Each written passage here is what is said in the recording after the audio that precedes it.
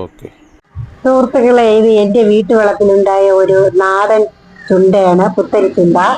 ഇതിന്റെ ഇംഗ്ലീഷ് പേരാണ് ടർക്കിബെറി. ഇത് നമുക്ക് തോരൻ വെക്കാൻ നല്ലതാണ്.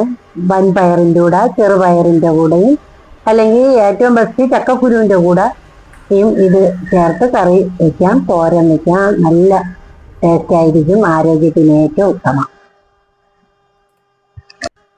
ഇത് നമ്മൾ പറിച്ചെടുത്തിട്ട് പിന്നെ ഇത് കറി വെക്കേണ്ട വിധം വെച്ചാൽ ഇത് നമ്മൾ തല്ലണം.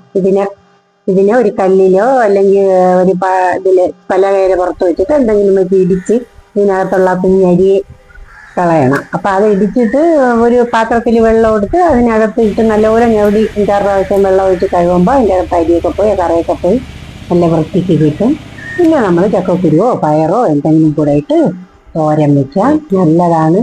ഈ തോരൻ വയ്ക്കുന്ന വിധം നിങ്ങൾക്ക് ഞാൻ പിന്നീട് ഒരു വീഡിയോ ഇട്ട് കാണിച്ചു തരാം.